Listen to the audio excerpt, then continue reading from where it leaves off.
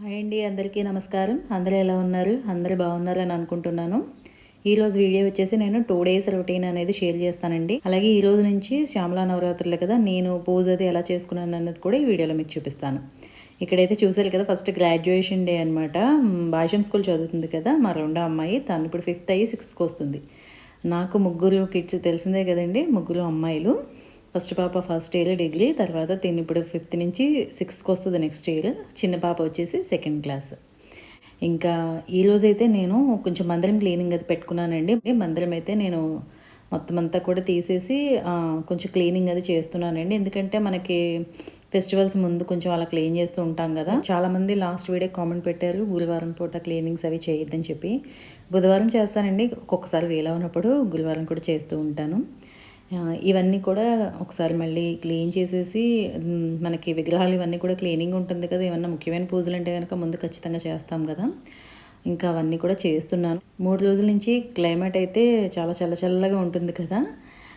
ఇంక ఇక్కడ చూసారు కదా, విగ్రహాలన్నీ కూడా నేను పీతాంబరి పెట్టి క్లీన్ చేస్తానండి. పీతాంబరి, చింతపండు, అలాగే కొంచెం సబీనా, ఈ 3 పెట్టి క్లీన్ చేస్తాను. తర్వాత ఇలా గంధం, కుంకుమ అన్నీ అలంకరించేసి రెడీ పెట్టేసుకుంటున్నాను అనమాట. మనకి ముందు రోజు పెట్టుకునే కన్నా పనులన్నీ కొంచెం ముందుగానే ఇలా మందిరం క్లీనింగ్ చేసేస్తే ఒక 2 డేస్ ముందే అన్నీ సర్ది పెట్టుకుంటే కనుక మనకి ఆ రోజు అంతా ఆదరబాదలు ఉండదండి. అయితే శ్యామలా నవరాత్రులు చేయాలా వద్దా అన్నట్టుగా చాలామంది అనుకుంటూ ఉంటారు. నేనైతే ఇది ఫస్ట్ టైం అండి. నేను అలా ఏం అనుకోలేదు. అంటే మనకి వీలుంది కాబట్టి, వీలవుతుంది కాబట్టి, నేను ఇంత ముందు వీడియోలో కూడా చెప్పాను వీలైతే చేస్తానండి అని.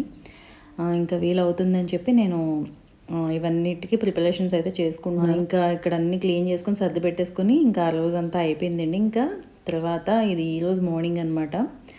ఇంక ఈరోజు తెల్లవారు లేచిన తర్వాత కొంచెం ఎర్లీగానే లేచానండి. ఇంకోండి ఇక్కడ బాల్కనీలో అయితే అయిపోయింది ముగ్గు వేయడం, దీపం పెట్టడం అన్నీ కూడా.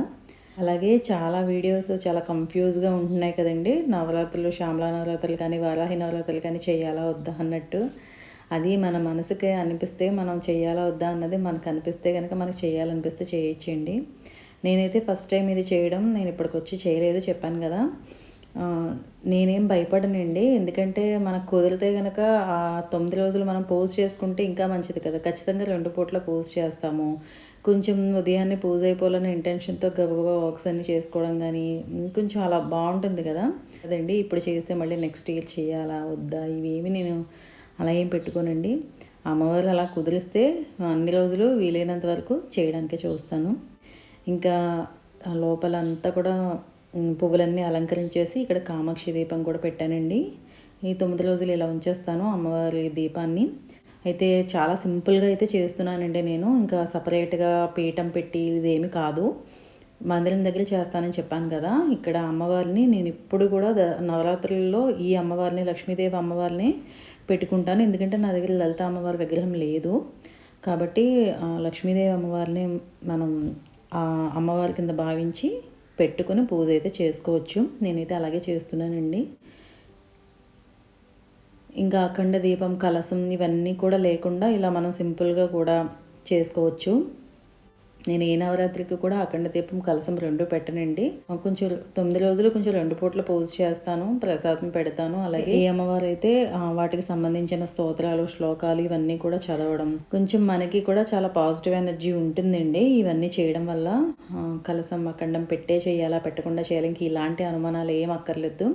చక్కగా 9 రోజులు చేసుకోవచ్చు. ఈ రోజు నుంచి మాఘమాసం కూడా స్టార్ట్ అయింది కదా. మార్నింగ్ టైం ఆదిత్య హృదయం కూడా చదివితే చాలా మంచిది.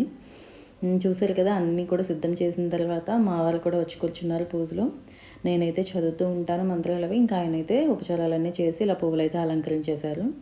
శ్యామలా దండకం అలాగే ఇవన్నీ కూడా మనకి నండూరి గారు వీడియోస్లో ఉన్నాయి కదండి, అవి చూసే నేను ఇవి అంతా కూడా చదువుకున్నాను అనమాట. మార్నింగ్ అయితే పూజ ఇలా జరిగింది, చాలా బాగా జరిగిందండి.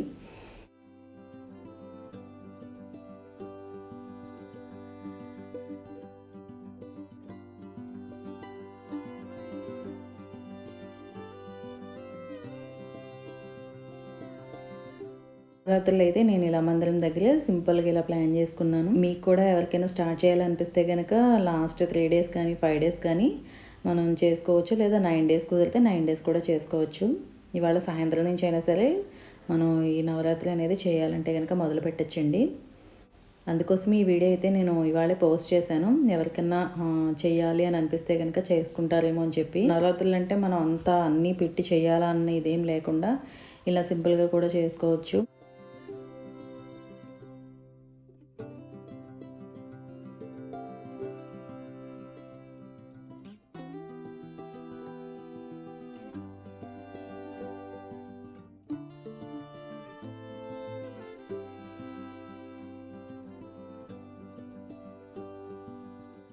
తర్వాత ఇంకా వంట చేయాలి కదండి. మార్నింగ్ అయితే కొంచెం పులిహోర చేశాను. కొంచెం స్మూదీ చేశారు ఈయన, అది తాగేసి వెళ్ళారు. పులిహోర లంచ్ బాక్స్ పెట్టామన్నమాట.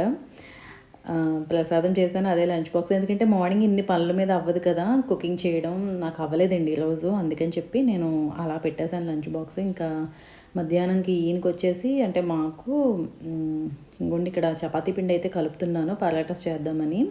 ఆలూ పరాటా అయితే చేస్తానండి, చాలా ఈజీ, క్విక్గా కూడా అయిపోతాయి. అయితే కర్రీ ఏం లేకుండా పెరుగుతోనే ఎలా సర్వ్ చేస్తానో చూద్దురు. ఇక్కడ పిండి అయితే తడుపుతున్నాను. ముందు వాటర్తో చక్కగా పిండి అంతా కూడా తడిపేసిన తర్వాత లాస్ట్లో ఒక్క స్పూన్ ఆయిల్ వేసి ఇలా కలుపుకుంటే కనుక చాలా సాఫ్ట్గా ఉంటుందండి పిండి అనేది. ఒక 15 నిమిషాలు అలా పక్కన పెడితే సరిపోతుంది.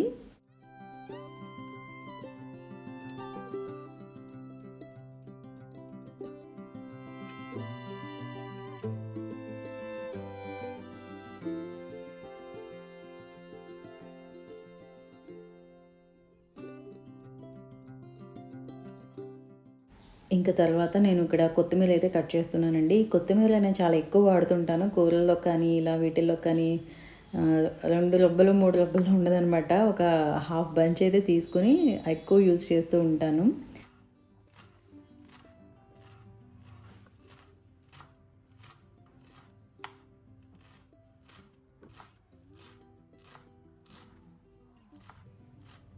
అలాగే ఆనియన్, గార్లిక్ ఈ 2 కూడా ఈ 9 డేస్ మేము తినమండి. అంటే ఈయన నేను తినము. ఇంకా మేమిద్దరం కాబట్టి ఇంక పిల్లలు కూడా ఏది పెడితే తింటారు కాబట్టి కొంచెం వాళ్ళకి నచ్చినట్టుగానే రెసిపీస్ అవి చేస్తాను కాబట్టి ఈజీగా తినేస్తారు. ఇంక ఇక్కడ కొంచెం అల్లం అలాగే పచ్చిమిర్చి దంచి పెట్టానండి. తర్వాత ఆల్రెడీ నేను స్టవ్ మీద బంగాళదుంపలు అనేవి పెట్టేసి ఈ పిండి అది కూడా తడిపాను. ఈలోపు ఇవి ఉడికిపోయినాయి కదా, ఇవి కొంచెం స్మాష్ చేసేసి ఇందులో కొంచెం ఉప్పు, కారం, పసుపు, అలాగే ధనియా పౌడర్, జీరా పౌడర్, గరం మసాలా పొడి, కొంచెం వాము, కసూరి మేతి, అలాగే ఆమ్చూర్ పౌడర్ కూడా వేసుకోవచ్చు ఉంటే, కానీ నేను అది వేయలేదండి. తర్వాత ఇందులో వాము కూడా కొంచెం వేసుకుంటే బాగుంటుంది. తర్వాత ఈ దంచిపెట్టిన అల్లము అలాగే పచ్చిమిర్చి, తర్వాత ఈ కొత్తిమీర కూడా వేసేసి కలిపేసుకోవడమే.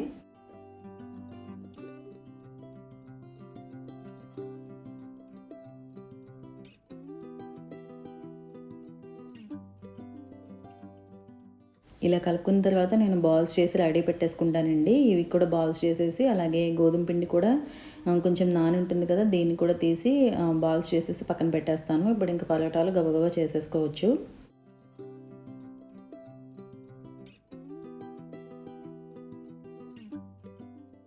ఇంకా వీటిని నెయ్యితో కానీ బటర్తో కానీ కాల్చుకుంటే చాలా టేస్టీగా ఉంటాయండి. ఈ నెయ్యి వచ్చేసి నేను రాజమండ్రి నుంచి తెప్పించుకున్నదనమాట.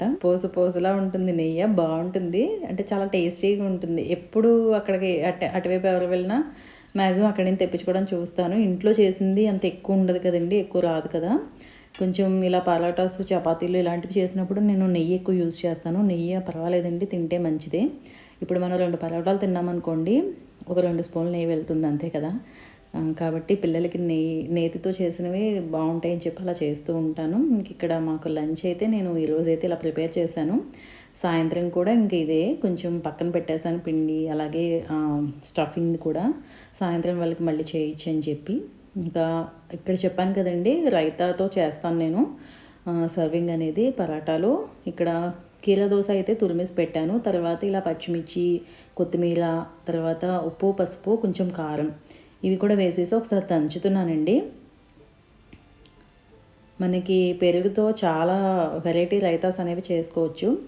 నేను ఇంతకుముందు తాలింపు వేసి చూపించాను. ఈసారి తాలింపు లేకుండా ఇలా అన్నీ పచ్చివే కలిపేసుకుని మనం కొంచెం పైన చిన్న చిల్లీ పౌడర్ అనేది గార్నిష్ చేసుకుంటే చాలా బాగుంటుంది. అసలు ఎంత టేస్టీగా ఉందంటే అంత టేస్టీగా ఉంది ఈరోజు లంచ్ అయితే. మనం అనుకుంటాం కానీ వెజ్లో కూడా రకరకాలు మనం చేసుకోవచ్చు. కర్రీ లేకపోయినా కూడా ఈ కాంబినేషన్ అయితే చాలా బాగుంటుందండి.